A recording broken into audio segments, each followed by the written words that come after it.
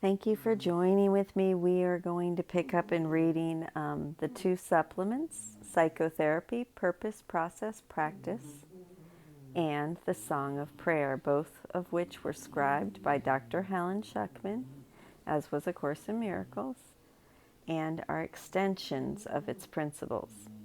Psychotherapy, begun in 1973, was completed in 1975, and it offers a summary of the Course's principles of healing.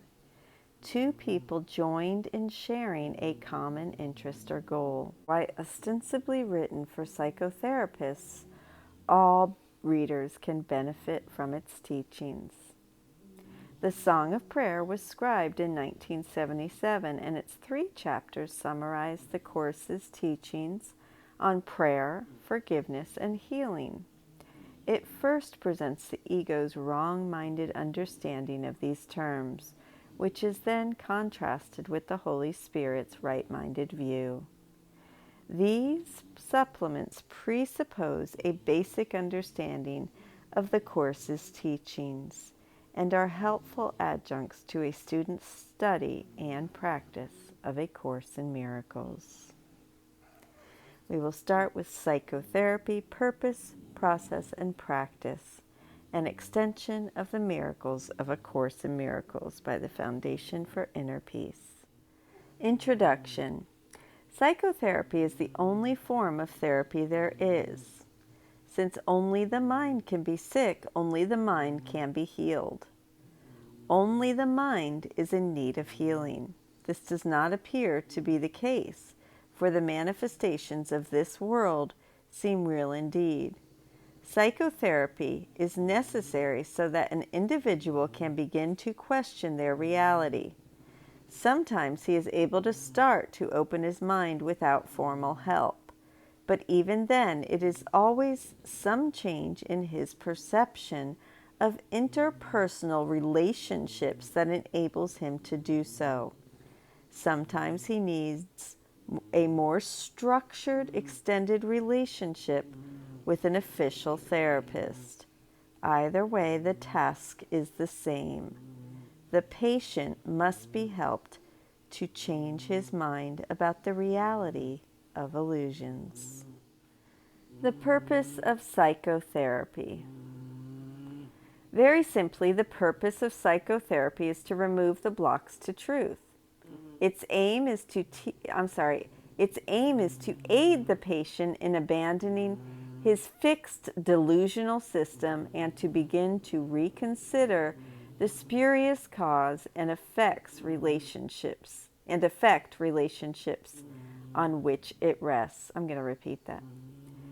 Its aim is to aid the patient in abandoning his fixed delusional system and to begin to reconsider the spurious cause and effect relationships on which it rests.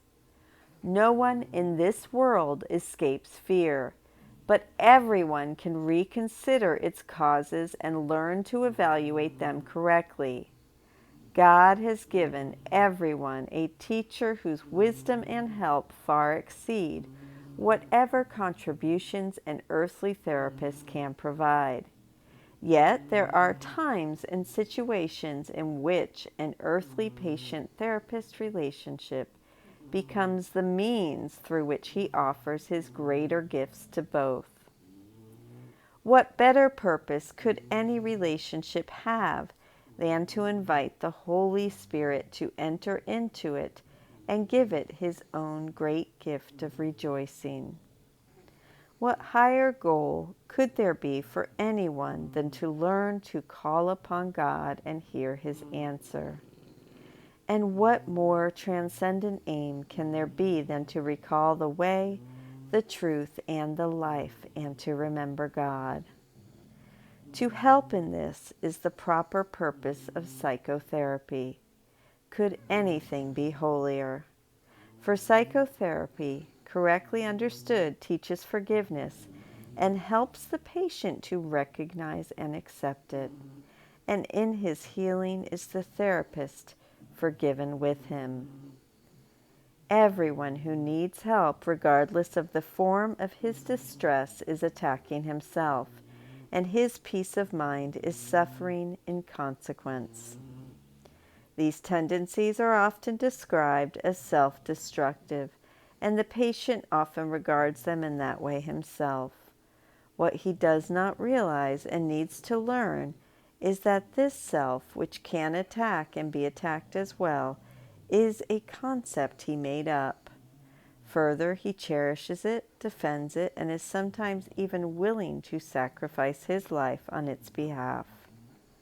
For he regards it as himself. Yes. This self he sees as being acted on, reacting to external forces as they demand, and helpless midst the power of the world. Psychotherapy then must restore to his awareness the ability to make his own decisions.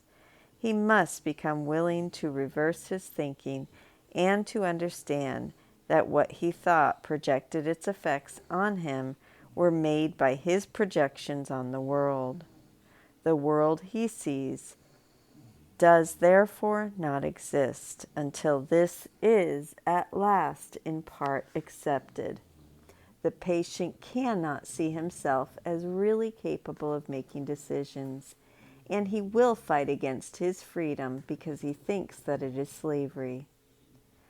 The patient need not think of truth as God in order to make progress in salvation, but he must begin to separate truth from illusion, recognizing that they are not the same, and becoming increasingly willing to see illusions as false and to accept the truth as true.